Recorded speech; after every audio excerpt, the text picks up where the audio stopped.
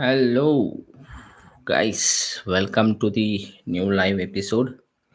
So audio clear ಆಗಿದೆಯಾ ಅಂತ ಕೆಳಗಡೆ ಕಮೆಂಟ್ ಸೆಕ್ಷನಲ್ಲಿ ಕಮೆಂಟ್ ಮಾಡಬೇಕು. Okay, so in this live we are back with the episode called as psychology of money.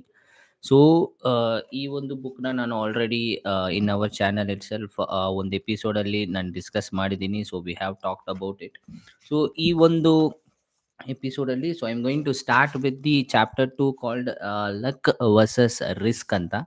So luck versus risk ಅನ್ನೋದನ್ನ ಹೆಂಗೆ ಇವರು ಹೇಳಿದ್ದಾರೆ, ಸೊ ಏನಿದೆ ಇದರಲ್ಲಿ ಅನ್ನೋದನ್ನ ನಾನು ನಿಮಗೆ ಇಲ್ಲಿ ಡಿಸ್ಕಸ್ ಮಾಡ್ತೀನಿ. So hi, someone is live here. So how is the audio quality? So you can comment below. So ಕೆಳಗಡೆ ಕಮೆಂಟ್ ಸೆಷನ್ ಅಲ್ಲಿ ಕಮೆಂಟ್ ಮಾಡಿ so that I can understand the audio is clear or not. Okay, and luck versus risk, nothing is good as bad as it seems anta ide. So this is the chapter 2. I'm going to read about chapter 2 in this episode, so you can just stick with me, ನಮ್ಮ ಜೊತೆ ಇರ್ಬೋದು. So chapters ಎಲ್ಲ ಇಂಗ್ಲೀಷಲ್ಲೇ ಇರುತ್ತೆ. So because it's an English book and ಫ್ಯೂಚರಲ್ಲಿ so we will start with Kannada ಬುಕ್ಸ್ನು ನಾನು ಓದೋಣ ಅಂತ ಎಕ್ಸ್ಪ್ಲೋರ್ ಮಾಡೋಣ ಅಂತಿದ್ದೀನಿ. So if you are someone new and watching this live and or recorded session, so that's great. ನೀವೇನು ಮಾಡಬೇಕಂದ್ರೆ ಒಂದು ಪ್ಯಾಡ್ನ ಹತ್ರ ತಗೊಳ್ಳಿ. So note pad or a book like this and ನಿಮ್ಮ ಪಕ್ಕದಲ್ಲಿ ಇಟ್ಕೊಳ್ಳಿ. So I am reading the psychology of money. This is episode 2. Okay, so episode 2 and the chapter ಯಾವ್ದು ಓದ್ತಾ ಇದೀವಿ ಅಂದ್ರೆ exactly it's luck and risk ಅನ್ನೋ ಒಂದು ಚಾಪ್ಟರ್ನ ಓದ್ತಾ ಇದ್ದೀನಿ. So I will begin with that and stream ಎಷ್ಟೊತ್ತು ಹೋಗುತ್ತೆ ಅನ್ನೋ ಒಂದು ಐಡಿಯಾ ಇಲ್ಲ, but definitely I am going to crack more than 1 hour today. So it's going to be amazing. Minimum ಒಂದು ಚಾಪ್ಟರ್ನ ಕಂಪ್ಲೀಟ್ ಮಾಡೋದು, ಸೊ ಇಲ್ಲ ಜಾಸ್ತಿ ಚಾಪ್ಟರ್ಸ್ ನಾವು ಕಂಪ್ಲೀಟ್ ಮಾಡ್ಬೋದು. Okay, let's get started. So first ಪೇಜ್ನ ಓದೋಕ್ಕೆ ಸ್ಟಾರ್ಟ್ ಮಾಡ್ತಾ ಇದ್ದೀನಿ. Luck and risk, chapter number 2. Luck and risk, nothing is good as bad as it seems. Okay, let's get started. Luck and risk are siblings. Okay, super ಆಗಿದೆ starting. Siblings, they are both are reality that every outcome in life is guided by the force other than individual effort. N Y U ಅಂತ ಹಾಕಿದ್ದಾರೆ. N Y U ಅಂದರೆ New York university professor Scott Galloway has related idea that is so important to remember when judging success, both your own and others. Nothing is good as bad as it seems. Bill Gates went to one of the only high schools in the world that had a computer. The story of the how Lakeside School just outside settled even got a computer is remarkable. Bill Dogwall was a World War II and Navy pilot turned high school math and science teacher. He believed that a book studied wasn't enough. Without a real world experience, he always realized that we had need to know something about computers when we got to the college. And recall the Microsoft co-founder Paul Allen. And in 1968, Dogwell petitioned that Lakeside School Mothers Club to use the proceed from its annual remage scale about $3,000 and to lease and telepet and model 30 computer hooked up to the General Electric and mainframe terminal for computer time sharing. The whole idea of time sharing only got invented in 1965, Gates later said. Someone was pretty forward looking. Most university graduate schools did not have a computer anyway near as near as advanced. Bill Gates had access to the 8th grade and he couldn't get enough out of it. And Gates was 13 years old in 1968 when he met classmate Paul Allen. Paul Allen yaro andre, so he's a Microsoft co-founder. Allen was also obsessed with the school's computer and the two hit it off. Okay, Lakeside Computer wasn't a part of the general curriculum. It was an independent study program. Bill Gates ಮತ್ತೆ Paul, okay, and could toy away with the things of their leisure, letting their creativity run wild after school. Late into the nights on the weekend, they quickly become a computing experts. During one of their late night sessions, Alan recalled Gates showing him the Fortune magazine and saying, "What do you think it's like to run a Fortune 500 company?" Wow, Fortune 500 company. Alan said he had no idea. Maybe we'll have our own computer company someday. Someday. Gates said Microsoft is now worth more than $1 trillion. Ega present agi Microsoft is now worth more than $1 trillion. A quick a little quick math. In 1968, there was a roughly 303 million high schools age people in the world, according to the United Nations, and about 18 million of them lived in the United States. About 270,000 of them lived in Washington State. A little over 1 lakh of them lived in the settled area, and only about 300 of them attended lakeside school. Start with 303 million, end with 300, and one in a million high school age student attended the high school, and that had a combination of sex, cash, and foresight to buy a computer. Bill Gates happened to be one of them. Wow, this is crazy, Allah. So Gates is not shy about what he is this meant. If there had been no lakeside, there would have been a Microsoft. He told the schooling graduate class in 2005. Gates is strategically smart, even more hardworking, and as a teenager had a vision for the computer that even most seasoned computer executive could not grasp. He also had one in a million head start by going to the school of Lakeside. Now, let me tell you about the Gates friend Cat Evans. He experienced an equally powerful dose of luck's closed sibling risk. Bill Gates and Paul Allen become a household name thanks to the Microsoft success. But back at the lakeside, there was a third member of the gang of high school's computer prodigies. Kent Evans and the Bill Gates become best friends in the eighth grade. Evans was a great own account, the best student in the class. The two talked on the phone ridiculous amounts. Gates recalls in the documentary insides Bill's brain and ಇದನ್ನ note ಮಾಡ್ಕೊಳ್ಳಿ. ಇದೊಂದು documentary. ಇದನ್ನ ನಾವು ಆಮೇಲೆ ನೋಡಬೇಕು. Okay, so will recall documentary inside Bill's brain, documentary to watch. Okay, let's resume. Inside Bill's brain, I still know Kent's phone number, he says, and 52525 and 7851. Evans was skilled with the computer as Gates and Allen Lakeside on struggle to manually put together and schools called schedule, a maze of the complexity to get hundred of students and the classes they need a time that don't conflict with other courses. The school tasked Bill and Kent, children, by any measure, to build a computer program to solve the program. It worked, and unlike Paul Allen, Kent shared a Bill's business mind and endless ambition. Kent always had Kent always had a big briefcase like a lawyer briefcase. Gates recalls, we were always scheming about that what it would be 5 to 6 years in the future. Should we go CEO? What kind of impact could you have? Should we go to be CEO, chief executive officers?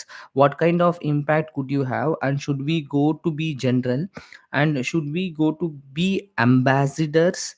Whatever it was, Bill and Kent knew they they do it together. Okay, after reminiscing of his friendship with the Kent Gates, trial of we would have kept working together. I'm sure we would have gone to the college together. Kent could have been a founding partner of Microsoft with Gates and Allen. Kent, Gates, and Allen, you are all friends. Okay, and but it could have never happened. Kent died in the mountaineering accident before the graduated high school. Oh, sad, but it could have never happened. Kent died in a mountaineering accident before he graduated high school. Every year, there are around 3 dozen mountaineers' deaths in the United States. Oh, every year there are around 3 dozen mountaineers' death in the United States. The odds of being killed on a mountain is high. or roughly one in a million. Okay, Bill Gates experienced one in a million luck by ending up at Lakeside. Kent's Evans experienced one in a million risk by never getting a finish what he had Gates set out to achieve. The same force, the same magnitude, working in opposite direction. Luck and risk are both the reality that ever outcome in life is guided by the force other than the individual effort. They are so similar that you can't believe in one without equally respecting the other. They both happen because the world is too complex to allow 100% of your choices to dedicate 100% of your outcomes. They are driven by something. You are one among one person in the game with the 7 billion other people of infinite moving parts. The accidental impact of action outside of your control can be more consequential than the ones you consciously take. But both are so hard to measure and hard to accept that but are to accept that they too often so go overlooked for the Bill Gates. And there is a Kent even who was just as skilled and a drive but end up on the other side of the life roulette ಇದೇನೋ different ಆಗಿದೆ roulette. If you give a luck and a risk their proper respect, you will realize that when judging people financially success, both your own and other, it never good as bad as it seems. Years ago I asked economist Robert Schiller, who won the Nobel Prize in economist, what do you want to know about investing what we can't do? It's a break, let's have a sip of coffee. Okay, the exact role of luck is successful outcomes. ಇದನ್ನ mark ಮಾಡಲಿ.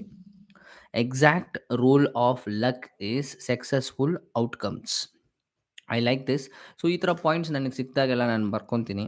Okay, the ಆಮೇಲೆ ನಾವು ಶಾರ್ಟ್ಸಲ್ಲಿ so ಅಲ್ಲಿ ಇಲ್ಲಿ use ಮಾಡ್ತೀವಿ. Exact role of luck in exact role of luck in successful outcomes. He answered, I love the responses because no one actually thinks luck doesn't play a role in the financial success. But since it's hard to quantify luck and rude and suggest people success is owned to it. The default stance is often to simplicity, ignore luck as a factor of success. If I say there are billion investors in the world, by sheer chance would you accept 10 of them be become 10 of them to become billionaires predominantly of luck? You would reply, f of course. But then if I ask you to name the investors of their face, you will likely back down. When judging other, attributing success to luck makes you look jealous and mean, even if we know it exists. And when the judging yourself, attributing success to luck and can be too demoralizing to accept. Economist Bashar and Mazder, Mazumder, Mazder, M is Mazumder, so something like that, had shown that income among brothers are more correlated than heights or weight. If you are a rich and tall, your brother is more likely to also to be rich then he is tall. I think most of the intuitively known this is true. The quality of your education and the door that opens for you are heavenly linked to your parents socio-economic status. But find me two rich brothers and I'll show you two men who do not think this steady finding apply to them. Failure, which can be anything from the bank corruptancy to not meeting to personal goal, is equally abused. Did failed businesses not try hard enough? Were bad careers due to laziness? Sometimes, yes, of course. But how much it's so hard to know everything worth pursuing had less than 100% odds of succeeding, and risk is just what happens when you end up on the unfortunate side of that equation. Just as with the luck, the story gets too hard, too messy, too complex if we try to pick apart how much of outcome was conscious decision versus a risk. Say, I buy a stock and 5 years later it's gonna nowhere, and it's a possible that I made a bad decision by buying it in the first place. It ಇದೇ ಒಂದು ತಪ್ಪನ್ನ ಎಲ್ಲರೂ ಮಾಡ್ತೀವಿ. ನಮ್ಮ ಹತ್ರ ಕಾಸಿದ್ರೆ car, bike, ಬೇರೆ ಏನಾದರೂ ಒಂದು ವಿಷಯನ ನಾವು ತಗೊಳಕ್ಕೆ ಟ್ರೈ ಮಾಡ್ತಾ ಇರ್ತೀವಿ. ಸೊ ಅದ್ರ ರಿಲೇಟೆಡ್ ಆಗಿ ಇಲ್ಲೊಂದು ವಿಷಯನ ಇವರು ಡಿಸ್ಕಸ್ ಮಾಡ್ತಿದ್ದಾರೆ. ಈಗ ಕರೆಕ್ಟಾಗಿ ಕೇಳಿ. Okay. Say say I buy a stock and 5 years later it's gonna nowhere, and it's possible that I made a bad decision by buying it in the first place. Okay. So it's also possible that I made a good decision. I had a 80% chance of making money, and I just happened to end up on the side of unfortunate 20%. How do I know which is which? Did I make a mistake, or did I just experience the reality of risk? It's possible to statically measure whether some decisions were wise, but in the real world, day to day, we simply don't. It's too hard. We prefer simple stories which are easy but often and misleading. After spending years around investing business leaders, I have come to realize that someone else's failure is usually attributed to be a bad decision. Okay. When judging your failures, I'm likely to prefer a clean and simple story of cause and effect, because I don't know what's going on inside your head. You had bad outcomes, so it must have been caused by a bad decision, is the story that makes the most sense to me. But when judging myself, I can make up a wild narrative justifying my past decisions and attributing bad about a risk. The cover of a Forbes magazine does not celebrate poor investing who made good decisions but happened to experience that unfortunate side of risk, but it almost certainly celebrate rich investors who made okay or even reckless decisions and happened to get lucky. Both flipped the same coin that happened to land on the different side. The dangerous part of this is that we are all trying to learn about what works and what doesn't with money. What investing strategies work, which one don't? What business strategies work, which ones don't? How do you get rich? How do you avoid being poor? And we tend to seek out these lessons by observing success and failures and saying, do what she did, avoid what he did. And if we had a magic wand, okay, magic wand, we would find out exactly what proportion of these outcomes were caused by the actions that are repeatable versus the role of the random risk and luck that swayed those actions on way or the other. But we don't have a magic wand. We have a brains that prefers easy answers without much appetite for nonsense. So identifying the traits we should emulate or avoid can be agonizingly hard. Let me tell you another story of someone who, like Bill Gates, was widely successful, but whose success is hard to pin down as being caused by the luck or skill. Okay. Cornelius Vanderbilt had just finished a series of the business deals expand his rail ramp. Breaking the pattern ನಾನು ಒಂದು ವಿಷಯನ share ಮಾಡ್ಬೇಕು ಅನ್ಕೊಂಡಿದ್ದೆ. So recent ಆಗಿ ನಾನು ಇಂಟರ್ವ್ಯೂಸ್ನೆಲ್ಲ ಜಾಸ್ತಿ ನೋಡ್ತಿರ್ತೀನಲ್ಲ. So Sandeep Maheshwari sir, so ಅವ್ರದ್ದು ಒಂದು ಚಾನೆಲ್ ಇದೆ ಸಂದೀಪ್ ಮಹೇಶ್ವರಿ ಅಂತ, ಜಾಸ್ತಿ ಜನ ಗೊತ್ತಿರುತ್ತೆ. ಸೊ ಅವರು ಒಂದು ಕ್ವಶನ್ ಕೇಳಿದ್ರು ಆಡಿಯನ್ಸು, ನೀವು ಯಾಕೆ ಅವ್ರು ಇನ್ ಕೇಸ್ ಅವ್ರೇನಾದರೂ ಮಾನಿಟೈಸೇಷನ್ನ ಆನ್ ಮಾಡಿದ್ರು ಅಂದರೆ ಅವ್ರ ಚಾನಲಲ್ಲಿ ಒಂದು ತಿಂಗಳಿಗೆ ಏನಿಲ್ಲ ಅಂದ್ರೂ 1 crore to 1.5 crores of revenue generate ಆಗೋ ಸಾಧ್ಯತೆ ಇದೆ. ಸಾಧ್ಯತೆ ಅಲ್ಲ, ಆಗುತ್ತೆ. ಬಿಕಾಸ್ ಅವ್ರಿಗೆ ಅಷ್ಟು ಒಂದು ಸಬ್ಸ್ಕ್ರೈಬರ್ಸ್ ಇದ್ದಾರೆ. ಅವ್ರು ಹಾಕೋ ವಿಡಿಯೋಸ್ ಎಲ್ಲ ಮಿನಿಮಮ್ ಮಿಲಿಯನ್ ವ್ಯೂಸ್ ಹೋಗಲೇಬೇಕು. ಸೊ ಆ ಒಂದು ರೇಂಜಲ್ಲಿದ್ದಾರೆ. ಸೊ ಅವ್ರ ಹತ್ರ ಕ್ವಶನ್ ಮಾಡ್ತಾರೆ, ಲೈಕ್ ನೀವು ಯಾಕೆ ಮಾನಿಟೈಸೇಷನ್ನ ಇನ್ನೂ ಟರ್ನ್ ಆನ್ ಮಾಡ್ಕೊಂಡಿಲ್ಲ, ಸೊ ವೈ ಅಂತ ಕೇಳಿದಾಗ, ಸೊ ಅವರ ಒಂದು ಆನ್ಸರ್, ಟರ್ನ್ ಆನ್ ಮಾಡ್ಕೊಂಡ್ರೆ ನೀವು ವಿಡಿಯೋ ನೋಡುವಾಗ ನಿಮ್ಮ ಒಂದು 1 minute ವೇಸ್ಟ್ ಆಗುತ್ತೆ. 1 minute ವೇಸ್ಟ್ ಆದಾಗ ಆ ಒಂದು ಇಂಟರಪ್ಷನ್ ಅನ್ನೋದು ಚೇಂಜ್ ಆಗಿಬಿಡುತ್ತೆ. ಸೊ ಇಟ್ಸ್ ನಾಟ್ ರಿಕ್ವೈರ್ಡ್, ನನಗೆ ಮಾನಿಟೈಸೇಷನ್ ಬೇಕಾಗಿಲ್ಲ ಅಂತ ಓಪನ್ ಆಗಿ ಹೇಳ್ತಾರೆ. ಬಟ್ ಇಲ್ಲಿ ನಾವು ಇನ್ನೂ ಮಾನಿಟೈಸೇಷನ್ ಆಗಿಲ್ಲ ಅಂತ ಟ್ರೈ ಮಾಡ್ತಿದ್ದೀವಿ. So the difference is very simple. So end outcome ನಾನು ಯಾಕೆ ಈ ಒಂದು ಸೀರೀಸ್ನ ನಾನು ಮಾಡ್ತಿದ್ದೀನಿ ಅಂದರೆ, to be a frank answer, to be a selfish also. So ನಾನು ಈ ಬುಕ್ಸ್ನ ನಾನು ಓದ್ತಿಲ್ಲ. ಸೊ ಈಗ ನಿಮ್ಮ ಹತ್ರ ನಿಮ್ಮ ಜೊತೆಗೆ ನಾನೀಗ ಲೈವಲ್ಲಿ ಬಂದು, ಸೊ ನಾನು ಮಾತಾಡಿ, ಓಕೆ, ನಾನಿಲ್ಲಿ ಓದ್ತಾ ಇದ್ದೀನಿ ಅಂದರೆ ನನಗೊಂದು ಕಮಿಟ್ಮೆಂಟ್ ಇದೆ. ಈಗ 20 ನಿಮಿಷ ಆಗಿದೆ, ಇನ್ನೂ 40 ನಿಮಿಷ ಅಟ್ಲೀಸ್ಟ್ 1 hour ಆದರೂ ನಾನು ಓದ್ತೀನಿ ಈ ಒಂದು ಬುಕ್ನ. ಅದೊಂದು ಸೆಲ್ಫಿಶ್ ಆಗಿರುವ ಒಂದು ಥಾಟ್ ಪ್ರೊಸೆಸ್ ಇದೆ. ಇದೇ ಟೈಮಲ್ಲಿ ನಿಮಗೂ ಯೂಸ್ ಆಗುತ್ತೆ. ಓಕೆ, ಯಾರಾದರೂ ಬುಕ್ ರೀಡರ್ಸ್ ಇದ್ದಾರೆ, so they are happy to learn ಏನಾದರೂ ಇದ್ದರೆ, ಸೊ ಇದೆಲ್ಲಾದರೂ ಒಂದು ಜಾಗದಲ್ಲಿ ನಿಮಗೂ ಹೆಲ್ಪ್ ಆಗುತ್ತೆ. ಪ್ಲಸ್ ನಮ್ಮ ಒಂದು ವಾಚ್ ಟೈಮ್ ಕೂಡ ಕಂಪ್ಲೀಟ್ ಆಗೋ ಸಾಧ್ಯತೆಗಳು ಇದೆ. ಸೊ ಅದರಿಂದ ಈ ಒಂದು ಸೀರೀಸ್ನ ಸ್ಟಾರ್ಟ್ ಮಾಡಿದ್ದೀನಿ. ಸೊ ಇದು ಸೆಕೆಂಡ್ ಎಪಿಸೋಡ್. ಸೆಂಟ್ರಲ್ಲಿ 2 ವೀಕ್ನ ನಾನು ಮಿಸ್ ಮಾಡಿಬಿಟ್ಟೆ. So because of same concept, procrastination, doubt, ಈ ಥರ ಆ ಥರ ಅಂತೆಲ್ಲ ನನ್ನ ಮೈಂಡಲ್ಲಿ ಸುತ್ತಾಡ್ತಿತ್ತು. ಸೊ ಅದರಿಂದ ಅದನ್ನು ಕ್ಯಾನ್ಸಲ್ ಮಾಡಿದೆ. And now we are starting it again. So hope you are enjoying. So almost ಈ ಒಂದು ಚಾಪ್ಟರ್ ಲಕ್ ಆ್ಯಂಡ್ ರಿಸ್ಕ್ ಬಗ್ಗೆ ನಾವು ಓದ್ತಾ ಇದ್ದೀವಿ. ಸೊ ಇನ್ನೂ 2 ಪೇಜ್ ಇದೆ. ಇದು ಆದಮೇಲೆ ಇನ್ನೊಂದು ಚಾಪ್ಟರ್ ಇಂಟ್ರೆಸ್ಟಿಂಗಲ್ಲಿ never enough when rich people do crazy things ಅಂತ ಒಂದು ಚಾಪ್ಟರ್ ಇದೆ. So let's continue. Before that let's have a sip of coffee.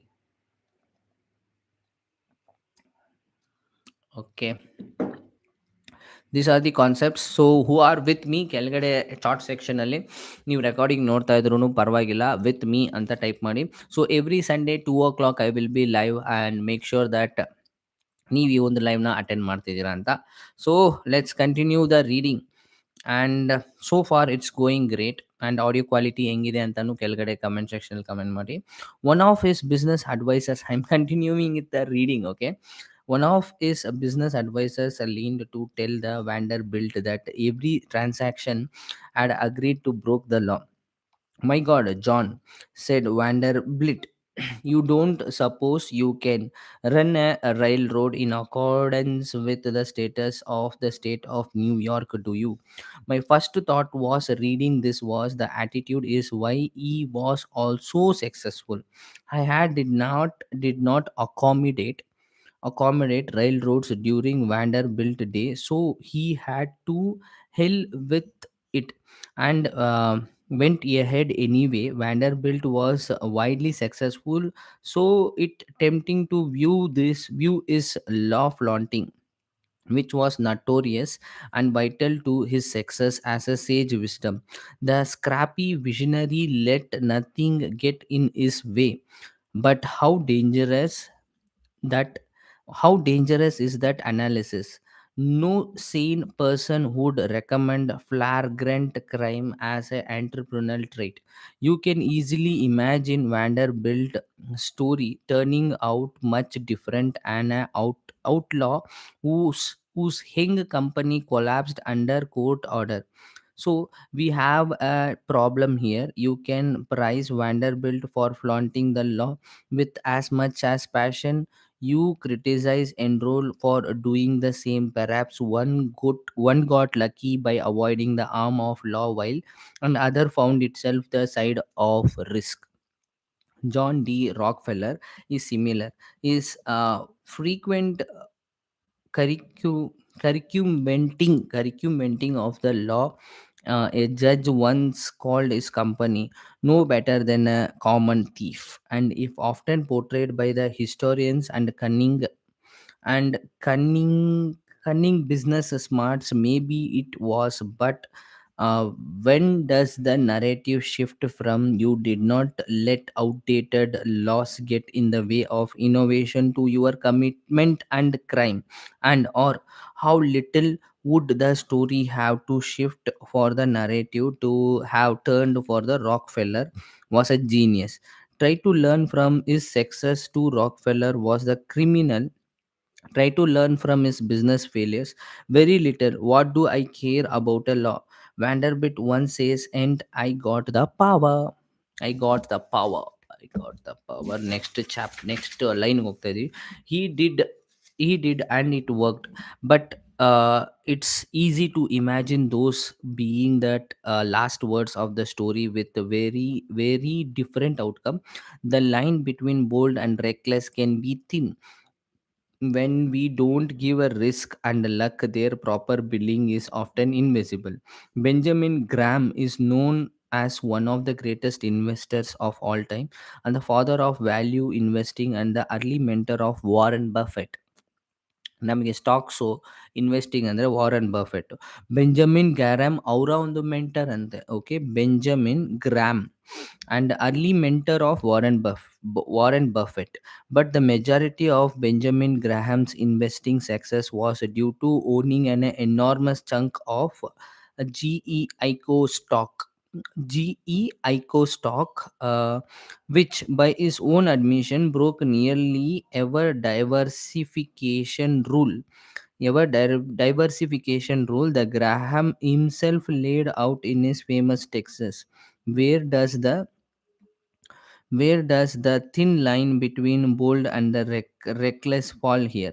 I don't know. Graham wrote about his GEICO bonanza, one lucky break or one supreme shared decision. Can we tell them apart? Not easily.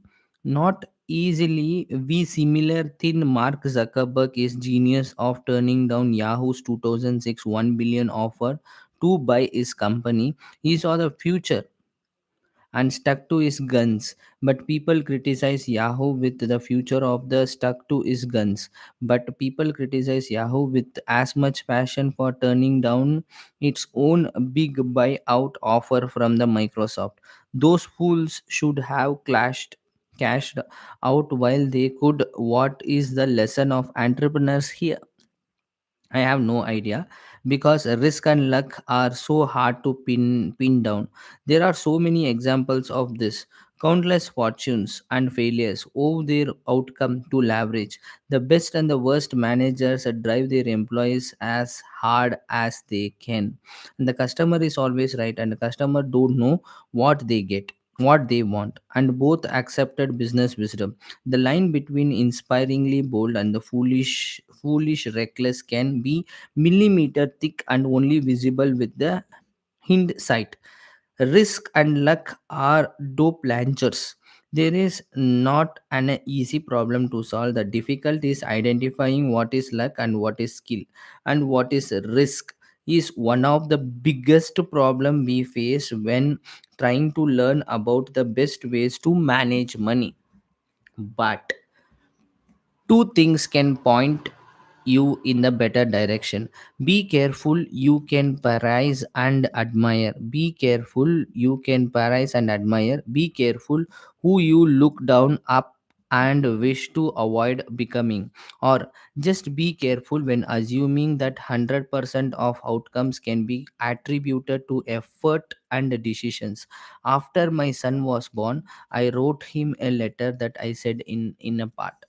Some people are born into families that encourage education, other and against it. Some are born into flourishing economies encouraging of entrepreneurship. Others are born in the war and the decision. I want you to be successful and I want you to earn it, but realize that not all success is due to hard work and not all poverty is due to laziness. I want you to be successful. I want you to earn it. But realize that not all success is due to hard work and not all poverty is due to laziness. Keep this in mind when judging people, including yourself. best ಅಲ್ಲ. Therefore, focus less on specific individual case studies and more on broad patterns. Studying a specific person can be a dangerous because we tend to study extreme examples, the billionaires, the CEOs, or the massive failures that dominate the news, and the extreme examples are often that least applicable to the other situation, given their complexity. The more extreme the outcome, the less you can apply its lessons to your own life, because the more likely the outcome was influenced by the extremely end of the luck or a risk. You will get closer to actionable takeaways by looking for board patterns and success and failure. The more common the pattern, the more applicable, it might be. It might to be your life. Trying to emulate Warren Buffett's investment success is hard because his results are so extreme. The role of luck in his lifetime performance is very likely high, and luckily isn't something you can reliable emulate. But realizing, as we see the chapter 7, the people are who who have controlled over their time tend to be happier in the life. Life is a board and common enough observation that you can do something with it. My favorite historian Frederick Lewis Allen spent his career depleting the life of the average median American, and how they lived, how they changed, what they did for work, and what they ate for dinner. Okay, and there are more relevant lessons to take away from this kind of broad observation that there are in studying the extreme characters that tend to dominate the news. Bill Gates once said, "Success is Lucy teacher, and it seduces smart people into thinking they can't lose. When things are going extremely well, realize it's not so good as you think.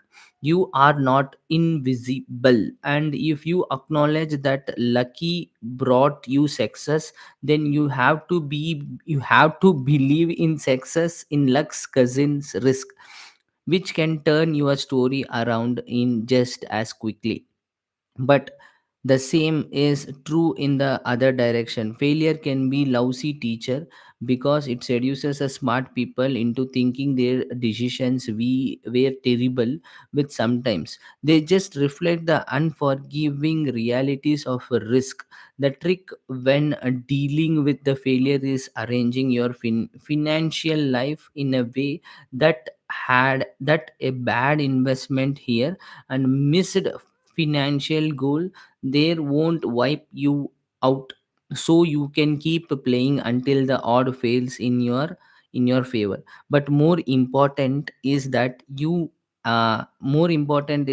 as much as we recognize the role of luck is in success, the role of risk means we should forgive ourselves and leave room for understanding when judging failures. Nothing is as good as bad as it seems. Now, let's look at the story of two men who pushed their luck. So, with this note, now second chapter of psychology of money, luck and risk ಅನ್ನೋದನ್ನ complete ಮಾಡಿದ್ದೀವಿ. Luck and risk ಅಲ್ಲಿ ಏನ್ ಮಾತಾಡಿದ್ದಾರೆ ನಿಮ್ಗೆ full complete confusion ಆಗ್ತಿದೆ ಅಂದರೆ, so it's all about bill Gates and ಅವರ ಒಂದು ಇಬ್ರು ಫ್ರೆಂಡ್ಸ್ ಇದ್ದಾರೆ. ಸೊ ಅವರ ಬಗ್ಗೆ ಡೀಟೇಲ್ ಆಗಿ ಇದರಲ್ಲಿ ಮಾತಾಡಿದ್ದಾರೆ. ಓಕೆ, ಲಕ್ ಅಂಡ್ ರಿಸ್ಕ್ ಬಗ್ಗೆ. Okay, so chapter 2 has been completed from the psychology of money. And so for ನಾವು ಎಷ್ಟು ಪೇಜಸ್ನ ಓದಿದ್ದೀವಿ ಅಂದರೆ ಈ ಒಂದು ಬುಕ್ಕಲ್ಲಿ 34 pages. ಸೊ ಈ ಒಂದು ಲೈವ್ ಅಲ್ಲಿ ನಾವು ಈ ಒಂದು ಚಾಪ್ಟರ್ನೇ ಕಂಪ್ಲೀಟ್ ಮಾಡಿದ್ದೀವಿ. I am going to jump into the next chapter. It's call it as a never enough. ನಾವು ಯಾವಾಗಲೂ ಹೇಳ್ತಿರಲ್ಲ, ಸೊ ನಮ್ಗೆ ಏನು ಮಾಡಿದ್ರು ಸಾಕಾಗಲ್ಲ ಅಂತ. When rich people do crazy things, never enough when rich people do crazy things. ಅದರ ಒಂದು ಸಬ್ ಟೈಟಲ್ ಹಾಕಿದ್ದಾರೆ. ಸೊ ಥರ್ಡ್ ಚಾಪ್ಟರ್ ಅಲ್ಲಿ ಏನಿದೆ ಅನ್ನೋದನ್ನ ನಾವು ನೋಡೋಣ. I am keeping my highlighter and I'm keeping my pen and ಇಲ್ಲಿ ನನಗೇನೇನು ಬೇಕು ಅದನ್ನೆಲ್ಲ ಬರ್ಕೊತಾ ಇದ್ದೀನಿ. ಮೇಜರ್ ಟೇಕ್ ಅವೇಸ್ ಅಂದರೆ ಚಾಪ್ಟರಲ್ಲಿ ಲೇಝಿ ಚಾಪ್ಟರ್ ಹೆಸರು ಮರ್ತೋದೆ, ಲಕ್ ಆ್ಯಂಡ್ ರಿಸ್ಕ್ ಚಾಪ್ಟರಲ್ಲಿ nothing is good as bad as it seems. So ಇದರಲ್ಲಿ ಡಿಸ್ಕಸ್ ಮಾಡಿರೋದು ಬಿಲ್ ಗೇಟ್ಸ್ ಮೈಕ್ರೋಸಾಫ್ಟ್ ಬಗ್ಗೆ ಡಿಸ್ಕಸ್ ಮಾಡಿದ್ದಾರೆ, ಆ್ಯಂಡ್ ಅವರೊಂದು ಹಾರ್ಡ್ಶಿಪ್ಸ್ ಅನ್ನೋದನ್ನ ಡಿಸ್ಕಸ್ ಮಾಡಿದ್ದಾರೆ. ಆಮೇಲೆ ಸ್ವಲ್ಪ ಇನ್ವೆಸ್ಟ್ಮೆಂಟ್ ಬಗ್ಗೆ ಡಿಸ್ಕಸ್ ಮಾಡಿದ್ದಾರೆ. ಆಮೇಲೆ careful, admirable, and one of the best takeaways from chapter 2 ಅಂದರೆ ಇನ್ಸೈಟ್ಸ್ ಬಿಲ್ಸ್ ಬ್ರೈನ್ ಅನ್ನೋ ಒಂದು ಡಾಕ್ಯುಮೆಂಟ್ರಿ ಇದೆ. ಆ ಒಂದು ಡಾಕ್ಯುಮೆಂಟ್ರಿನ ನಾನು ರೆಫರ್ ಮಾಡ್ತೀನಿ. That is my take away. ನಿಮ್ಮ ಟೇಕ್ ಅವೇ ಏನಿದೆ ಅನ್ನೋದನ್ನ ಕೆಳಗಡೆ ಕಮೆಂಟ್ ಸೆಕ್ಷನಲ್ಲಿ ಕಮೆಂಟ್ ಮಾಡಿ. So will move to the next chapter. It's called never enough. Never enough ಎಷ್ಟು ಪೇಜಸ್ ಇದೆ ಅನ್ನೋದನ್ನ ನಾವು ನೋಡೋಣ. ಇದು ವೆರಿ ಚಿಕ್ಕ ಚಾಪ್ಟರ್ ನೆವರ್ ಇನಫ್. ಇದನ್ನು ನಾನು ನೆಕ್ಸ್ಟ್ ಈಗೇನು 35 ಮಿನಿಟ್ಸ್ ಆಗಿದೆ. ಎಕ್ಸಾಕ್ಟಾಗಿ ನಾನು ಹೇಳ್ತೀನಿ ನೋಡಿ. ಸೊ 50 ಮಿನಿಟ್ಸ್ ನಮ್ಮ ಲೈವ್ 50 ಮಿನಿಟ್ಸ್ ಕಂಪ್ಲೀಟ್ ಆಗೋ ಒಳಗಡೆ ಈ ಚಾಪ್ಟರ್ ಕಂಪ್ಲೀಟ್ ಮಾಡ್ಬಿಡ್ತೀನಿ. ಬಿಕಾಸ್ ಇಟ್ ಜಸ್ಟ್ ಒಂದು 3 ಪೇಜಸ್ 4-5 ಪೇಜಸ್ ಇದೆ ಅಷ್ಟೇ. So let see never enough ಅನ್ನೋ ಒಂದು ಚಾಪ್ಟರ್ ನಮ್ಗೇನು ಕಲಿಸ್ಕೊಡುತ್ತೆ ಅನ್ನೋದನ್ನ. John Bogle, I am starting with the resuming with the reading. Okay, let's go. John Bogle, the Vanguard founder who passed away in 2019. So ಈ ಒಂದು book ಇದೆಯಲ್ಲ, so ಇಂಟ್ರೊಡಕ್ಷನಲ್ಲೇ author ಹೇಳಿದ್ದಾರೆ. So ಚಿಕ್ಕ ಚಿಕ್ಕ ಸ್ಟೋರೀಸು ಒಂದೊಂದು ಲೆಸನ್ನ ನಮಗೆ ಕಲಿಸ್ಕೊಡುತ್ತೆ. ಈ ಒಂದು ಲೆಸನಲ್ಲಿ never enough, ENOUGH, never enough ಅನ್ನೋ ಒಂದು ಚಾಪ್ಟರ್ ನಾವು ಸ್ಟಾರ್ಟ್ ಮಾಡ್ತಾ ಇದ್ವಿ. John Bogle, the Vanguard founder who passed away in 2019, once told a story about money that highlights something we don't think about enough. At a party given by the billionaire and the Shelter Island Coats Van informs that is pal ಅಂದರೆ friends ಅಂತ ಅರ್ಥ. So PayPal, ಆಮೇಲೆ ಇನ್ನೂ ಜಾಸ್ತಿ falls ಇರ್ತಾರೆ. ಪಾಲ್ ಅಂದರೆ friends ಅಂತ ಅರ್ಥ. Joseph Heller, that their host and ಹೆಗ್ಡೆ ಫಂಡ್ ಮ್ಯಾನೇಜರ್. ಹೆಗ್ಡೆ ಬಂದ್ಬಿಟ್ಟು ನಮ್ಮ Kannada ಓಡಲ್ಲ.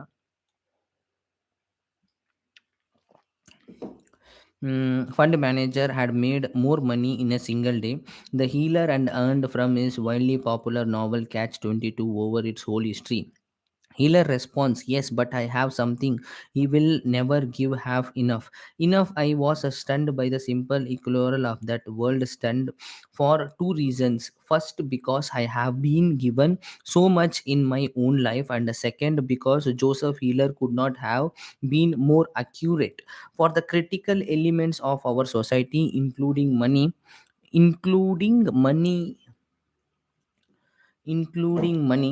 And yes, but I have something he will have enough. And enough, I was stunned by the simple equivalent and word stunned by the two reasons. For the first, I have been given so much in my own life, and second, because Joseph Healer could not have been more accurate for critical element of our society, including many of the wealthiest and the most powerful among us, that there seems to be no limit today on what enough entitles. It's so smart and so powerful. Let me offer two examples of the dangers of not having enough and what they can teach us. Rajat Gupta was born in Kolkata and orphaned as a teenager. People talk about the privilege few who begin life on a third basis. Gupta couldn't even see the baseball stadium. What he went to achieve from the being beginnings was simple, phenomenal. By his mind 40s, Gupta was a CEO of McKinsey, the world's most prestigious consulting firm. He retired in 2007 to take a role of with the United Nations and the World Economic Forum. He patterned on the philanthropic. ಈ ಫಿಲಾಂಥ್ರೋಪಿಕ್ ಅಂದರೆ ಏನು, ಫಿಲಾಂಥ್ರೋಪಿಸ್ಟ್ ಅಂದರೆ ಏನು ಅನ್ನೋದನ್ನ ನಾವು ಆಮೇಲೆ research ಮಾಡಬೇಕು. Note ಮಾಡಿದ್ದೀನಿ.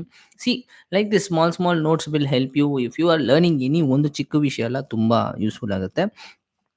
And philanthropic work with Bill Gates, and he sat on the boards of the directors of the five public companies from the slums of Kolkata. Gupta had quietly, literally become one of the most successful businessmen alive.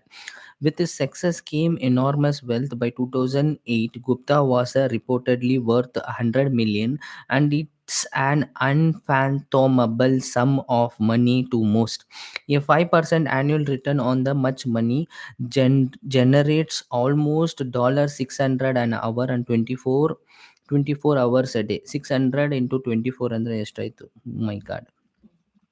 And he could have done anything he wanted in life, and he wanted by the accounts, he wanted by all accounts wasn't to be the meta mere centered millionaire. Raj Gupta wanted to be a billionaire. Millionaire and billionaire, okay, millionaire ginta billionaire ಜಾಸ್ತಿ. 1 million is equals to 10 lakh, okay. 100 million is equals to 1 billion. ಅರ್ಥ ಮಾಡ್ಕೊಳ್ಳಿ, okay. And he wanted it dependent. Gupta sat on the board of the directors and the Goldsman's Clutch, and which surrounded him with some of the wealthiest investors in the world.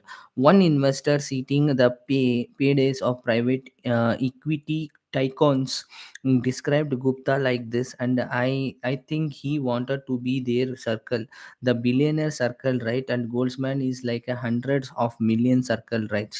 And right. So Gupta found a lucrative side hustle in 2018. Goldsman's catch started the worth of the financial crisis. Warren Buffett planned to invest $5 billion into a bank to help it survive, and the Goldsman board member Gupta learned of his own transaction before the public, and it was valuable information. Goldsman's survival was in doubt, and the Buffett backing would surely send its own soaring. 16 seconds after learning of the pending deal, Gupta, who was dialed into the Goldsman board meeting, hang up with the phone, called the Hegde fund manager named Raj Rajaratnam. Rajaratnam. The call was recorded by, but Rajaratnam immediately bought 175 shares of the Goldsman Slash, and so you can guess that they discussed the Buffett Goldman deal with the announcement with the public hours later. Goldman stock surged, and Rajaratnam made a quick $1 million. That was just one example of aligned trend, and SEC climbs. Gupta inside tips deal $2 17 million in profit, and it was easy money. And the for prosecutor, and it was easier case. Gupta and Rajaratnam both went to prison for insider trading, and their careers and reputations vocabulary ruined. Now consider the brim made of his crime is well known. Made of made of his most notorious ponies scream since Charles Ponies himself, and made of his swindled investor for the 2 decades before he crime was revealed, ironically just weeks after Gupta endeavor. What's overlooked in the made of like Gupta was more than an fraudster, because before the ponies scheme that made of famous, he was a widely successful and legitimate businessman. Madoff was a market maker to job the matches buyers and the sellers of the stocks. He was very good at it. There's how the Wall Street Journal described Madoff market making for him in 1992. He was built his highly profitable securities firm BL learned made of investment securities, which siphons the huge volume of stock trades away from the big board.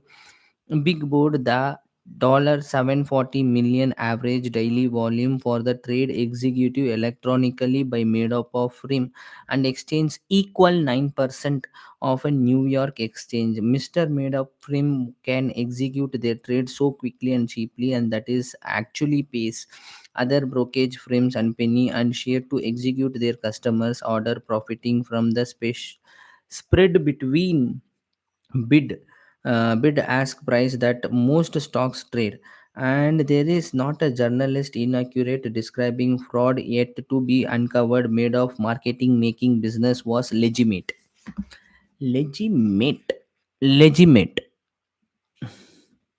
Yeah, legitimate. A former staffer said that former staffer said that the market making arm of made of business made between 25 million to 50 million per year, and brain made of legitimate not fraudulent business was by any measure a huge success. It made him hugely and legitimately wealthy. And yet the fraud, the question we should ask of Gupta and Madoff is why someone worth hundreds of millions of dollars would be desperate for more money, and they risked everything in pursuit of even more. Crime commitment by those living on the edge of the survival or one thing. And the Nigerian scam artist once told that New York Times that he felt guilty for hurting others, but poverty will not make you feel the pain. What Gupta had made of did is something different. They already had everything unimaginable: wealth, prestige, power, freedom, and they threw it all because they wanted more. They had no sense of enough.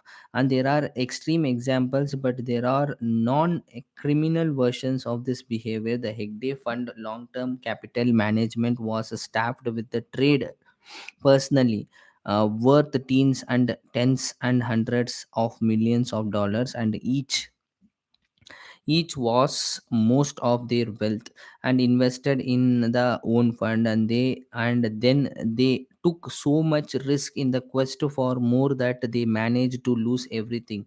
In 1998, in the middle of the greatest bull market and storage economy in history, Warren Buffett later put it, to make money they didn't have and did not need, they risked what they did have and did need. And that's foolish. It is just a plain foolish. If you risk something that is important to you for something that is unimportant to you, it just does not makes any sense. There is no reason to risk what you have and need for what you don't have and don't need. It's none of those things that's as obvious as it is overlooked. Few of us will ever have 100 millions as Gupta or Madoff did. And but the measurable percentage of those reading these books will at same point in their life earn a salary and have some money sufficient to cover every reasonable things they need, a lot of what they want. And if you are one of them, remember few things. It's one of those who had obviously overlooked a few of us. ನಾನು ಮತ್ತೆ ಓದ್ತಾ ಇದ್ದೀನಿ ಆ paragraph. If one of those things that are obvious as it is overlooked, few of us will have 100 millions as Gupta made of did. But measurable percentage of those who reading this book, measurable percentage of the people who are reading this book will at some point of their life earn a salary, ಅದೇ, and have a sum of money sufficient to cover every reasonable things they need and a lot of what they want. Okay. And if you are one of them, remember a few things. The hardest financial skill is getting the goalpost to stop moving. The hardest financial skill is getting the goalpost to stop moving. But it's one of the most important. If expectations raise with the results, there is no logic in striving for more. There is no logic. There is no logic in striving for more because you have feel the same. After putting in this extra effort, it gets dangerous when the taste of having more money, more power, and more prestigious increases ambition faster than satisfaction. In that case, one step forward pushes the goalpost. Two steps ahead, you will feel you are falling behind. And the only way to catch up is that the greater and amongst the risk. The mode capitalism is the pro at two things: generating wealth and generating envy. Perhaps they go hand in hand. Wanting the surpass and your peers can be the fuel of hard work. But but life isn't any one fun without a sense of enough happiness. As it said, it just results minus expectations. This paragraph ಈ ಒಂದು paragraph ಇದೆಯಲ್ಲ, So this is going to be very important, and ನಾನು already 50 minutes ಒಳಗಡೆ, that means 15 minutes ಅಲ್ಲಿ chapter ಓದ್ತೀನಿ ಅಂದೆ. But this is really amazing chapter. So ನಾನು ಯಾವುದೇ ಒಂದು ಬುಕ್ನ, if I am reading right, so ನಿಮಗೆ ಕಾಣಿಸ್ತಿದೆಯಲ್ಲ, I have marked this paragraph. So ಇದ್ರ ಮೇಲೆ I will be writing as read again, read again, page number 41. So ಈ ಒಂದು ಬುಕ್ನ ಎಂಡ್ಗೆ ಹೋಗ್ಬಿಡ್ತೀನಿ. ಎಂಡ್ಗೆ ಹೋಗ್ಬಿಟ್ಟು ಇಲ್ಲಿ ಪೇಜ್ 41 ಅಂತ ಮೆನ್ಷನ್ ಮಾಡ್ಕೊತೀನಿ. ಬಿಕಾಸ್ ಈ ಒಂದು ಟೆಕ್ನಿಕ್ನ ನಾನು ಸೌರಭ್ ಭಟ್ನಾಕರ್ ಅವ್ರ ಹತ್ರದಿಂದ ಕಲ್ತ್ಕೊಂಡೆ. ಸೊ ಏನಾದರೂ ಇಂಪಾರ್ಟೆಂಟ್ ಆಗಿರೋದನ್ನ ಮೇಲೆ ನಾನು ರೀಡ್ ಅಗೇನ್, ಇಲ್ಲಿ ಬರ್ತಿದ್ದೀನಿ ನೋಡಿ, ರೀಡ್ ಅಗೇನ್ ಅಂತ. I think it's not visible. Okay, here. So read again ಅಂತ ಮೇಲೆ ಇರುತ್ತೆ, ಆಮೇಲೆ ಆ ಒಂದು ಎಂಟೈರ್ ಚಾಪ್ಟರ್ ಅಗೇನ್ ಇರುತ್ತೆ. ಸೊ ಮತ್ತೆ ನನಗೆ ಯಾವಾಗಾದರೂ ಬೇಕಾದಾಗ I can read it again. Okay, second point ತುಂಬ ಚೆನ್ನಾಗಿದೆ. ಇನ್ನೊಂದು ಸತಿ ಓದ್ತೀನಿ ಇದೇ paragraph, because I liked it most. But the hardest financial skill is getting to the goal post to stop moving. But it's one of the most important. If expectation raises with the results, there is no logic in starving for more, because you will feel the same after putting in the extra effort. And it gets dangerous when the taste of having more money, more power, more prestige increases ambition faster than satisfaction. In the case one step forward pushes the goalpost, two steps ahead you will feel as if you are falling behind, and the only way to catch up is take greater and greater amount of risk. Modern capitalism is pro at two things: generating wealth and generating envy. Generating wealth and generating envy. Great. Mark ಮಾಡಬೇಕು. Perhaps they go hand in hand.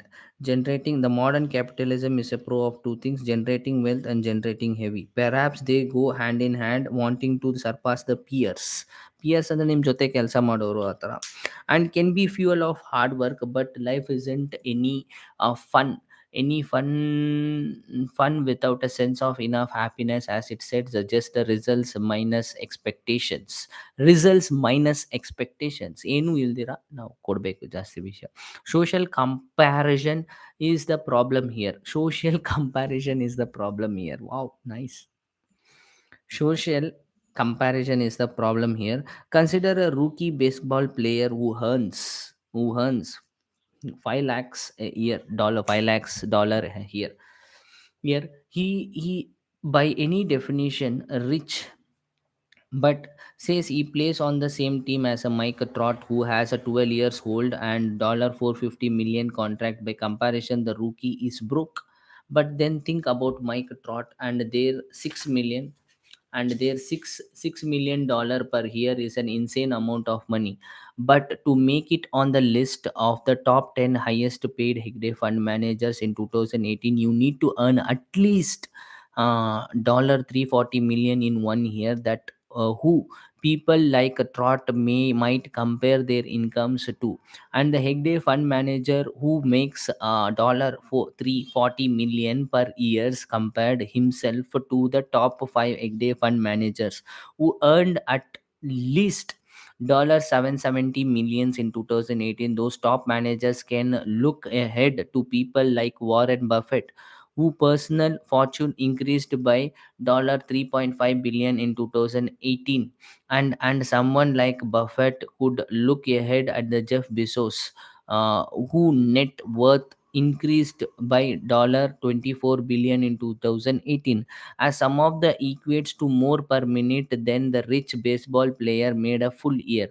The point is that the ceiling of the social comparison is so high that virtually no one will ever hit it, which means it's a battle that can never be won, or that the only way to win is not to fight to begin with, to accept that you might have enough even if it's less than those around you. A friend of mine makes an annual pilgrimage to Las Vegas. One year he asked a dealer, what game do you play and what casinos do you play in? The dealer stood cold, seriously replied that the only way to win in the Las Vegas casino is to exit as soon as you enter. correct. The exactly how the game of trying to keep up with other people's wealth works too. Very nice. So ನಾನು ಇದನ್ನು mark ಮಾಡ್ತೀನಿ. So read again 42. Okay. Enough is not too little. Enough is not too little. Give me a timer. Okay, ನಾನು ಹಿಂದೆ ಹೋಗಿ page 42 43 ಕೂಡ ಬರ್ಕೊಂಡ್ಬಿಡ್ತೀನಿ. And 43. So I would like to recall these things. ಮತ್ತೆ ನಾನು ಯಾವಾಗಾದರೂ ಬೇಕಾದಾಗ ಈ ಬುಕ್ಕಲ್ಲಿ ನಾನು ಇದನ್ನು ಓದ್ತೀನಿ. Enough is too little. Okay, the idea of having enough might look like a conservatation conservatism, leaving opportunity and the potential on the table. I don't think that's right. Enough is realizing that the opposite, as a insustainable appetite for more, will push you to the point of regret. The only way to know how much food you can eat is to eat until you are sick. Few tries this because vomiting hurts more. Vomiting hurts more than any meal is good. For some reason, the same logic doesn't translate to business and investing, and many people will only stop reaching for more than they break and forced to. This can be the innocent as burning out. Work is risky investment. Allocation can't maintain. Only on the other end, there's a Rajat Guptas and Brennan Madoffs in the world who resort and stealing because every dollar is worth reaching for, regardless of conscious. Whatever it is, the inability to deny a potential dollar will eventually catch up to you. There are many things never worth risky, no matter the potential again. There are many things never worth risky.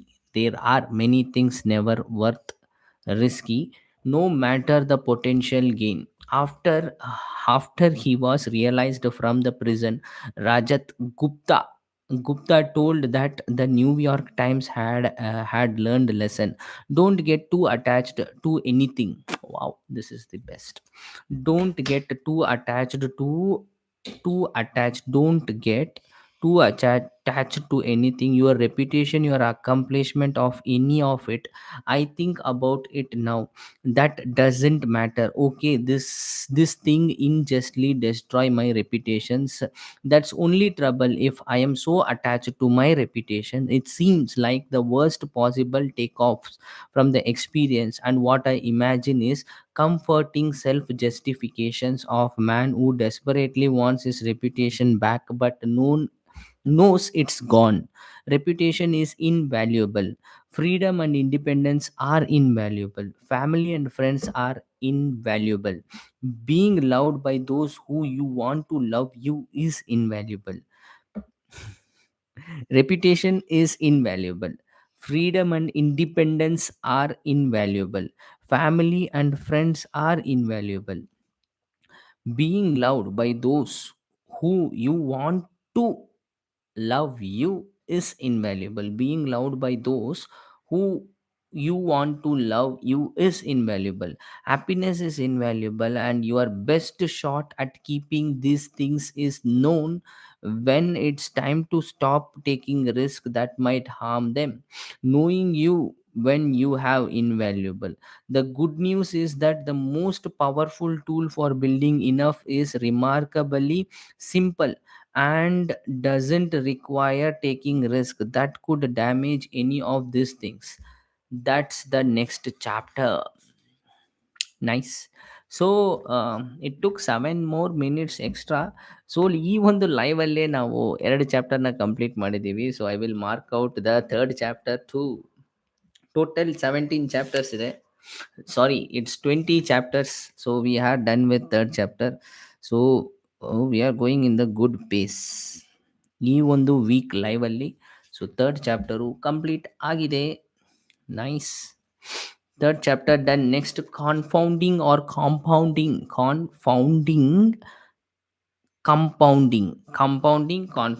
fourth chapter. So let's check out how many pages. Oh, ಇದು ಕೂಡ ಚಿಕ್ಕ chapter.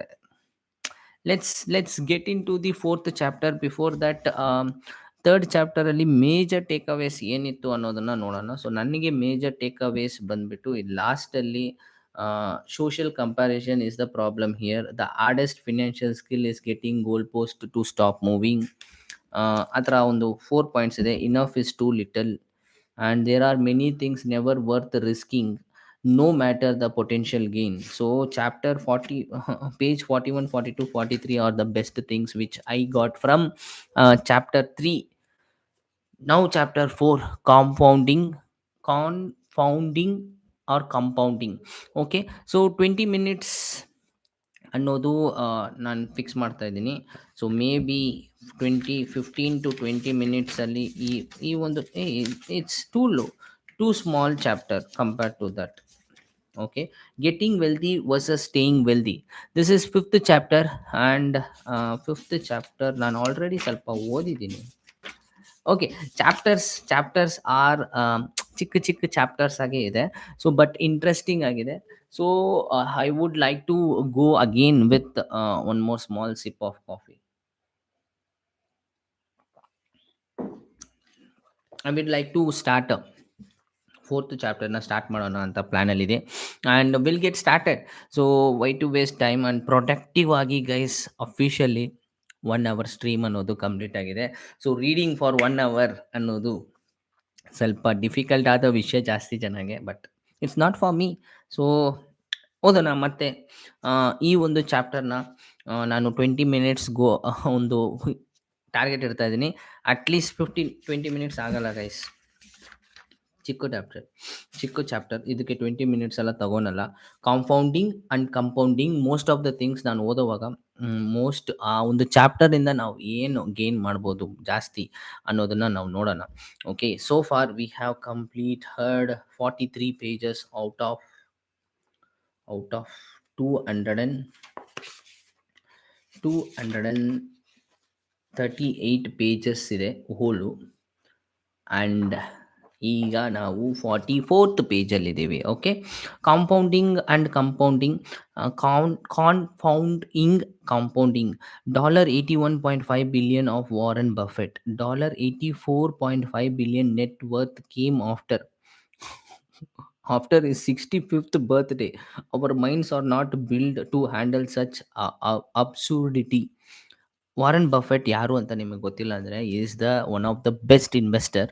So ಅವರ total net worth ಬಂದ್ಬಿಟ್ಟು 84.5 billion net worth.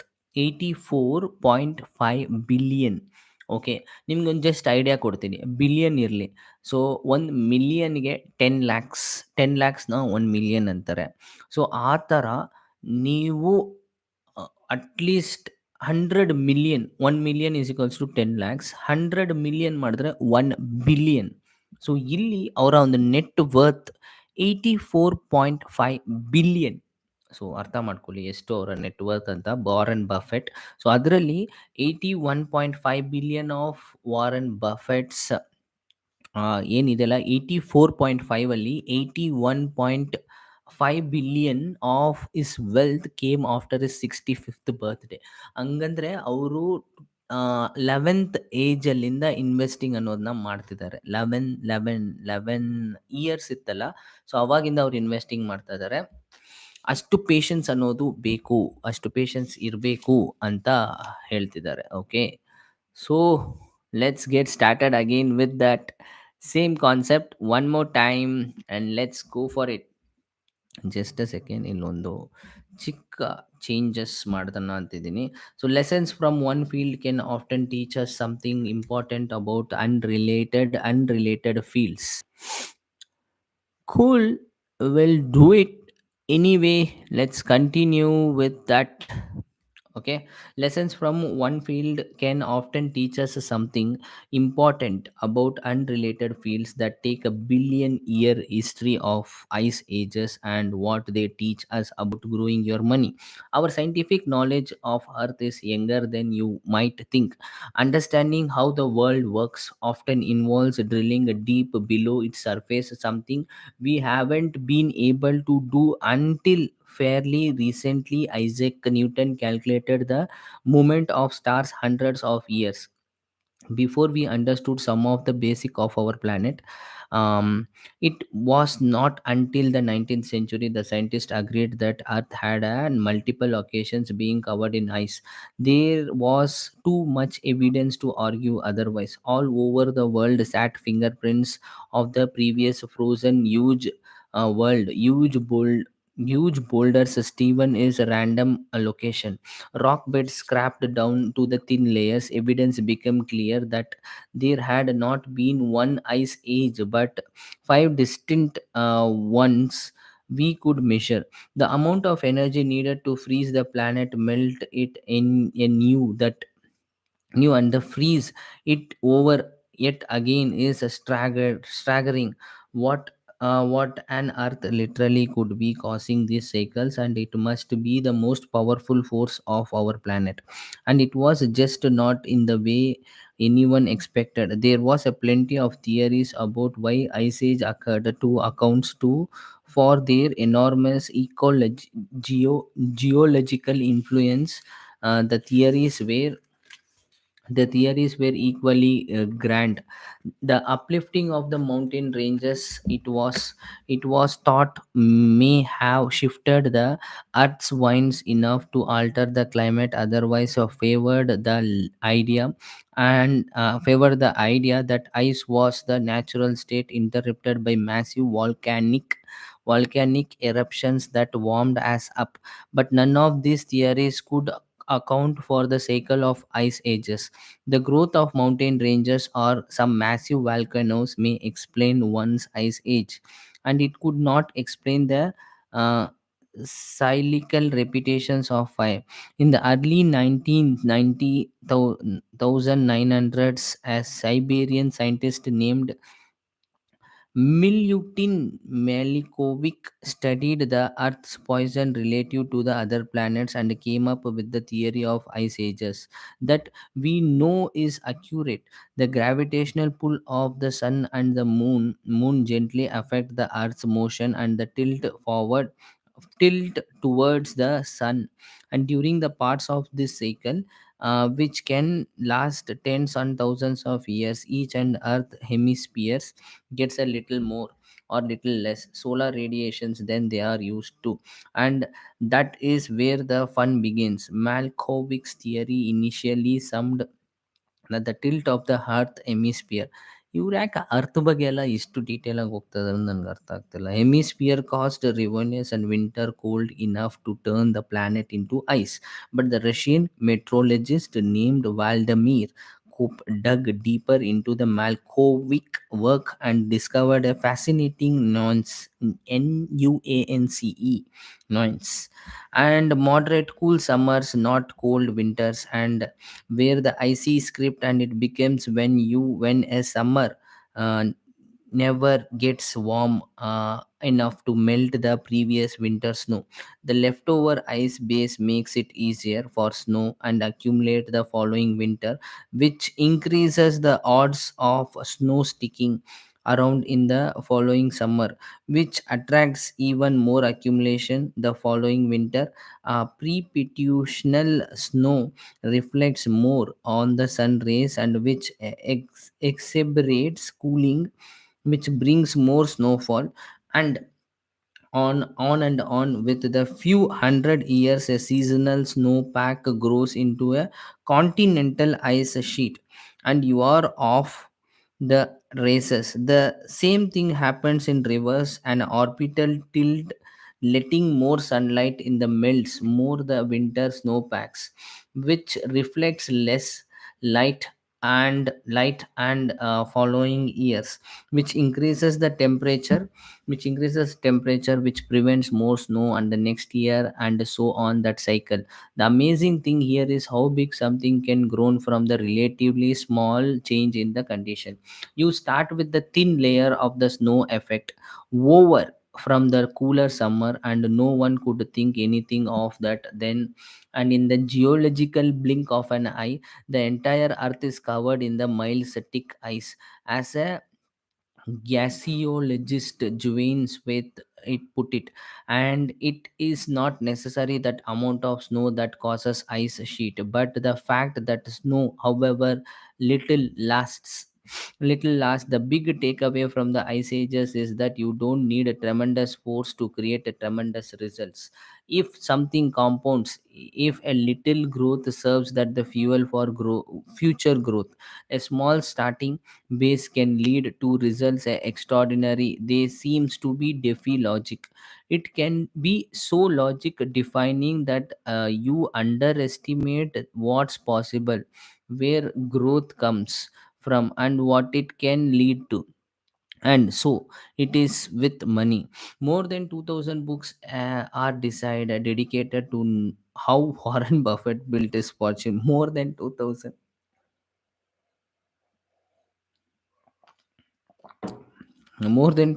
books are dedicated to how Warren Buffett built his fortune. Many of them are wonderful, but few pay enough attention to the simple fact Buffett fortune isn't due to just being a good investor, but being a good investor since he was literally a child. Correct. 11 years in our invest ಮಾಡ್ಕೊಂಡ್ ಬಂದಿದ್ದಾರೆ. Isn't it, it is a joke or what? Many of them wonder why few pay attention to the simplest fact Buffett and just being a good investor, but being a good investor since he was literally a child. As I write, right, this Warren Buffett net worth is 18.5 billion. Of that, and 84.2 billion was accumulated from his 50th birthday. And right, as I write this, Warren Buffett net worth is 84.5 billion. Of that, 84.2 billion was accumulated after his 50th birthday, and 81.5 billion came after he qualified for the social security in his mid 60s. Warren Buffett is phenomenal investor. ಇವ್ರ ಬಗ್ಗೆ ಒಂದು detailed video ನಾನು ನನ್ನ ಚಾನಲಲ್ಲಿ ಮಾಡಬೇಕು. Warren Buffett is a phenomenal investor, but you can miss a key point of you attach all his success to investing acumen. The real key to his success is that he's been a phenomenal investor for three quarters of a century. He had started investing in his 30s and retired in his 60s, and few people would have ever heard of him. Consider a little thought experiment. Buffett begins serious investing when he was 10 years old. By the time he was 30, he had a net worth of 1 million or 9.3 million adjusted for inflation. ನಮಗೆಲ್ಲ 1 million ಆ ಕಾಲದಲ್ಲಿ ಸಿಕ್ಕಿದ್ರೆ ಅದೊಂದು ಎಲ್ಲದನ್ನು withdraw ಮಾಡಿ ಏನಾದರೂ ತಗೊಂಡ್ಬಿಡ್ತಾ ಇದ್ವಿ. Same mentality ಅಲ್ಲ. ಈಗೆಲ್ಲ 1 crore ನಮ್ಮ ಹತ್ರ ಇದ್ರೆ ಏನು ಮಾಡ್ತೀವಿ ಅನ್ನೋದನ್ನ ಕೆಳಗಡೆ ಕಮೆಂಟ್ ಸೆಕ್ಷನ್ ಕಮೆಂಟ್ ಮಾಡಿ. If he was more phenomenal, I got a video idea. ಹಿಂಗೆ ನಾವೇನೋ ಒಂದು ವಿಷಯ ಮಾಡ್ತಾ ಇರ್ತೀವಿ, ಒಂದು ವಿಡಿಯೋ ಐಡಿಯಾ ಬರ್ಕೊತೀನಿ. What if you you get 1 crore? What you'll do if you have? What you will do if you have 1 crore in your account now? ಏನು ಮಾಡ್ತೀರಾ? 1 crore ನಿಮಗೆ ಸಿಕ್ತು, ಈಗ ನಿಮ್ಮ ಹತ್ರ ಇದೆ ಅಂದರೆ ಏನು ಮಾಡ್ತೀರಾ? ಕಮೆಂಟ್ ಸೆಕ್ಷನಲ್ಲಿ ಹೇಳಿ. Detailed video with explanation is coming soon. Okay, so what if he was more a normal person, spending his teens and 20s exploring the world and finding his passion? By the age of 30, his net worth was say dollar 25,000 dollar, and let's say he still went on to earn extraordinary annual investments returns. He able to be generate 22% annual, but quit investing and retired at the age of 60 to play a golf and spend time with his grandkids. What would a rough estimate of his net worth be today? Not 84.5 billion, it would be dollar 11.9 million. Million, billion, alla, million.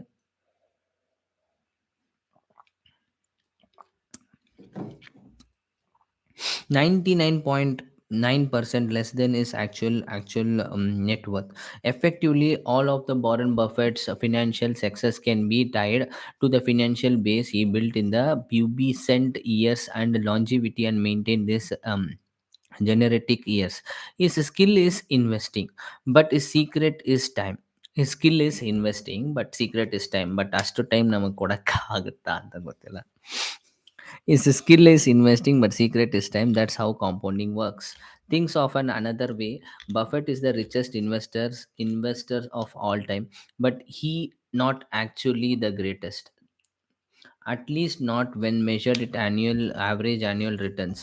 Jim Simmons, head of the Hegde and Fund Resistance Technology, had compounded money of 66% since 1988. No one comes close to his record. As we just saw, Buffett has compounded roughly 22% annual, and the third as much.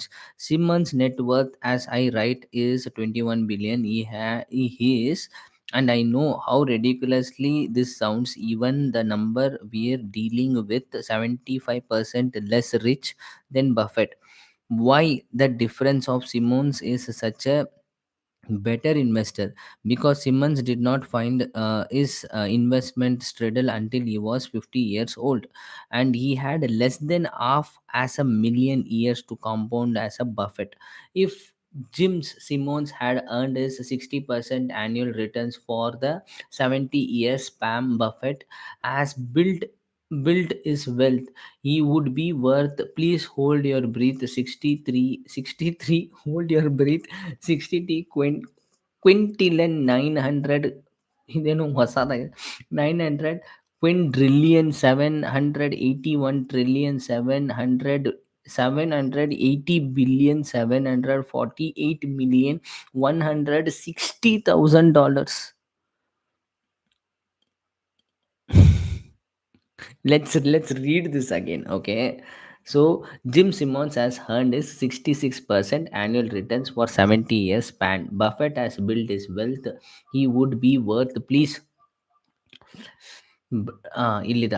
Jim Simmons had earned 66% annual returns for the 70 years span. Buffett has built his wealth, he would be worth, please hold your breath, 63 quintillion 900 quadrillion 780 billion 780 billion 748 million $160,000. Okay, these are ridiculous impractical numbers. That point is that what seems like a small change is a growth assumptions can lead to ridiculous impractical numbers. And so when we are studying why something got to become as powerful as it has, why an ice age formed, or why Warren Buffett is so rich, we often overlook the key driven of success. I have heard many people say that first time they saw compound interest table or of the stories about how much more you could have for retirement if you begin saving in your 20s versus your 30s changed their life, but it is probably didn't. What it likely did not surprise them, because the results intuitively did seems right. Linear thinking is so much more intuitive. Have exponential thinking. If I ask you to calculate 8 plus 8 plus 8 plus 8 plus 8 8 8 8 8 8 8 in your head, you can do it in few seconds. It's 72. If I ask you to calculate 8 into 8 into 8 into 8 into lot of 8 into, your head would explode. It's 134 217 728. IBM made a 3.5 megabyte hard drive in 1950s. By 1960s, things were moving into a few dozens megabytes. By the 1970s, IBM Winchester drive held 70 megabytes. Then drives got exponentially smaller in size and more storage. The typical PC is earlier 1970s held 200 to 500 megabytes, and then now warm that exploded. 1999 Apple's iMac comes with a 6 gigabyte GB hard drive. 2013 120 gigs and Power Mac. 2006 250 gigs on the new iMac. 2011 first 4 terabyte TB hard drive, and 2017 60 terabyte hard drives. TB ಅಂತಾರೆ 1 TB ಐಫೋನಲ್ಲೂ 1 TB storage ಇದೆ. And 2019 100 TB hard drives. Put there all together from 1950 to 1990s, we gained 296 megabytes from 1990 through today. We gained 100 million megabytes. If you were a technology optimist in 1950s, you have predicted that the practical storage would become the coffee completed. Coffee ಖಾಲಿ ಆಯಿತು. ನಾವು ಚಾಪ್ಟರ್ನ ಮುಗಿಸೋ time ಬಂತು. ಪುಟ್ all together 1950 to 1919 we have gained 296 megabytes. From 1990 through today we have gained 100 million megabytes. If you were a technology optimist in the 1950s, and you may have predicted that the practical storage would become 1000 times larger, maybe 10,000 times larger. If you were swinging for the fence, you would have said 30 million times larger with many lifetime with my lifetime. But that's what happened. The counterintuitive nature of compounding leads even the smartest of us to overlook its powerful. In 2004, Bill Gates criticized the new Gmail, wondering why anyone would need a gigabyte of the storage. Author Stephen Levy wrote, despite his currency with cutting edge and technologies, mentality was anchored in the old paradigm of storage being of commodity, and that must be consumed. You never get accustomed to how quickly things can go. And the danger here is that when compounding isn't intuitive, and you are often ignore its potential and focus on solving problems through other means, not because we are overthinking, but because we are rarely stopped to consider the compounding potential. None of the 2000 books picking apart Buffett success are titled, "This guy has been investing consistently for three quarters of a century." But we know that's the key to majority of his success. It's just hard to wrap your head around the math because it's not intuitive. There are books on economic cycles, trading strategies, and the sectors beside, but the most powerful and important book should be called Shut Up and Wait. Perfect. Shut up and wait. The books of the economic. Sorry, guys. So it's going to be really amazing. First time, second session, next Sunday live ನಾನು 2 hours ತಗೊಂಡು ಹೋಗ್ತೀನಿ. So ನೋಡೋಣ, try ಮಾಡೋಣ. Okay, the books are economic. The books are economic cycle, trading strategies, and the sector beats. But the most powerful and important book should be called Shut Up and Wait. And it's just one page with the long term character of economic growth. The practical takeaways is the counterintuitiveness of the compounding may be responsible for the majority of disappointing trade and bad strategies and successfully investing attempts. You can't blame before for devoting all their efforts, and efforts is what they learned and what they do to try to earn the highest investment returns. And it's intuitively seems like a best way to get rich. But good investing isn't necessarily but about earning the highest returns, because the highest returns tend to be one of hits that can't be repeated. It's about earning pretty good returns that you can stick with, which can be repeated for the longest period of time. That's when compounding runs wild. The opposite of this, earning huge returns that can't be held onto, leads to some strategic tragic work stories. We need the next chapter to tell them. ಇವ್ರು super ಆಗಿ ಒಂದು ಚಾಪ್ಟರ್ನ ಇನ್ನೊಂದು ಚಾಪ್ಟರ್ಗೆ convert ಮಾಡಿದ್ದಾರೆ. Chapter number 4 is done again, compounding or compounding. ಈ ಒಂದು ಚಾಪ್ಟರಲ್ಲಿ ಮತ್ತೆ ಎಷ್ಟು ಚೆನ್ನಾಗಿ ಡಿಸ್ಕಸ್ ಮಾಡಿದ್ದಾರೆ ಅಂದರೆ ವಾರನ್ ಬಫೆಟ್ ಅವರ ಒಂದು ಪೇಷನ್ಸು, ಅವರ ಒಂದು ನೆಟ್ವರ್ತು, ಸೊ ಅದ್ರ ಬಗ್ಗೆ ಡಿಸ್ಕಸ್ ಅನ್ನೋದನ್ನ ಮಾಡಿದ್ದಾರೆ. ತುಂಬ ಚೆನ್ನಾಗಿ ಡೀಟೇಲ್ ಆಗಿ ಹೇಳಿದ್ದಾರೆ. ಅವರ ಒಂದು ಪೇಷನ್ಸ್ ಎಷ್ಟಿದೆ, ಅವರ ಒಂದು patience for waiting years together, tense together, and compounding ಅಂದರೆ ಎಷ್ಟು ಇಂಪಾರ್ಟೆಂಟು. ಸೊ ಈ ಥರ ಜಾಸ್ತಿ ವಿಷಯ ಈ ಒಂದು ಚಾಪ್ಟರಲ್ಲಿ ಹೇಳಿದ್ದಾರೆ. So chapter 4 is done. So officially ನಾವು ಈ ಒಂದು ಲೈವಲ್ಲಿ luck and risk, never enough, compounding and compounding ಅನ್ನೋ ಒಂದು ವಿಷಯನ ಮುಗಿಸಿದ್ದೀವಿ. ಸೊ ಅಷ್ಟು ಓದಿದ್ದೀವಿ ನಾವು ಈ ಒಂದು ಲೈವಲ್ಲಿ. So this is the great thing. Getting wealthy versus staying wealthy. Good investment is not necessary about making good decisions. It's a consistent and not screwing up. It's about consistency and not screwing up. So I have a lot of takeaways. ನನಗೊಂದೆರಡು video chapters ಸಿಕ್ತು. So Warren Buffett ಬಗ್ಗೆ ಒಂದು detail video ಮಾಡಬೇಕು. So I'll write it out. Make a video, make detailed video of Warren Buffett, BUFFET. Okay, so detailed video about Warren Buffett ಅನ್ನೋದು ಬರುತ್ತೆ. ಆಮೇಲೆ 1 crore details ಬರುತ್ತೆ. So ಈ ಥರ 2-3 ಚಾಪ್ಟರ್ಸ್ ನನಗೆ ಐಡಿಯಾ ಅನ್ನೋದು ಸಿಕ್ತು.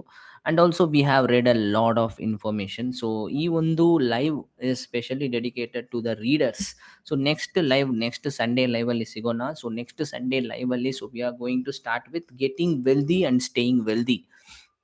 Okay, getting wealthy and staying wealthy ಈ ಒಂದು ಚಾಪ್ಟರು ಸ್ವಲ್ಪ ದೊಡ್ಡದಾಗಿದೆ, but it's fine, it's challenging and super ಆಗಿದೆ. ಸೊ 5th ಚಾಪ್ಟರ್ ಅದು. 6th chapter tiles and win you. Okay, so next ಲೈವಲ್ಲಿ so we are going to complete another 3 books, sorry 3 pages, 3 ಚಾಪ್ಟರ್ಸ್ನ complete ಮಾಡೋಣ. So until then, so this live ನಿಮಗೆ useful ಆಗಿದ್ದಿರುತ್ತೆ. So ನೀವು ಏನಾದರೂ ಒಂದು ವಿಷಯ ಓದಿರ್ತೀರ. ಸೊ ಎಷ್ಟು ಒಂದು detail, it's going to be a really amazing. So ಈ ಥರ ಲೈವ್ಸ್ ಮಾಡೋದು ನನಗೆ ಇಷ್ಟ ಆಗ್ತದೆ. ಸೊ ಎವ್ರಿ ಸಂಡೇ 2 o'clock ನಾನು ಲೈವ್ ಸ್ಟಾರ್ಟ್ ಮಾಡೋ ಪ್ಲ್ಯಾನು.